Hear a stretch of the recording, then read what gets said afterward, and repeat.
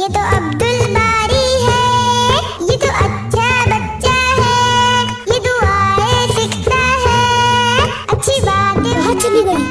رات میں ٹیبل پر ہی تو رکھا تھا۔ آپا تمہیں ملی کیا؟ نہیں ملی عبدل باری، ڈھونڈ رہی ہوں۔ ضرور آپا نے ہی کہیں رکھ دیا ہوگا۔ یہ رہی کتاب، تم نے اسے ہال میں صوفے پر رکھ دیا تھا۔ اچھا ہوا مل گئی، ورنہ آج میں پڑھائی کیسے کرتا؟ جزاک اللہ آپا۔ بارک اللہ فیک عبدل باری۔ آپا ایک منٹ، اب کیا ہے؟ آپا ابھی تم نے کیا کہا؟ بارک اللہ فیک۔ مجھے ایک بات سمجھ میں نہیں آ رہا، تمہیں کوئی جزاک اللہ کہتا ہے تو تم اس کے بدلے میں وَإِيَّاكُمْ کہتی ہو، لیکن ابھی تم نے بارک اللہ فیک کہا۔ ہاں عبدل باری، وقتاً فوقتاً دونوں کا استعمال کیا جاتا ہے۔ ایسا کیوں؟ جب تم نے جزاک اللہ کہا کہ اللہ مجھے بدلہ دے، تو میں نے اس دعا کے بدلے تمہیں بھی دعا دی۔ تم نے بھی دعا دی؟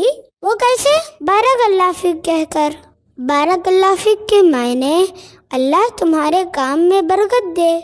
دیکھو، جب کوئی کچھ کام کر رہا ہو اور ہمارے مدد کرنے پر اس نے جزاک اللہ کہہ کر دعا دی، تو ہم بھی بدلے میں اس کے لیے برکت کی دعا دیتے ہیں بارک اللہ فیک کہہ کر۔ تو پھر وَإِيَّاكُمْ کیوں کہتے ہو تم؟ جب کوئی ہمیں بس عام چیزوں کے لیے جزاک اللہ کہے تو وَإِيَّاكُمْ کہہ سکتے ہیں۔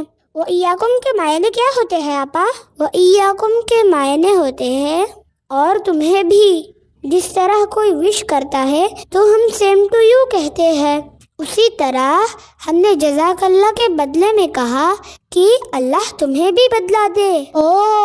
اب میں سمجھا۔ جب میں صبح ایکسرسائز کر رہا تھا اور گر گیا تھا تو عمر نے مجھے اٹھایا تھا، اور جب میں نے جزاک اللہ کہا تو اس نے مجھے بارک اللہ فیک کہا۔ بالکل صحیح سمجھے تم عبدل باری۔ ہاں، اور جب عبدل رافع بلی کو پانی پلا رہا تھا تب میں وہاں سے گزر رہا تھا تو اسے میں نے جزاک اللہ کہہ دیا اور اس نے وَإِيَّاكُمْ کہا۔ بالکل ٹھیک ہے آپا، اب تم مجھے ایک بار جزاک اللہ کہو۔ ہاں ٹھیک ہے، جزاک اللہ، بارک اللہ فیک۔ اب جاؤ، میں نے تمہارے لیے برکت کی دعا کی ہے۔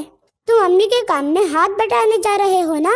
اب دیکھنا، برتن دھونے میں برکت ہوگی۔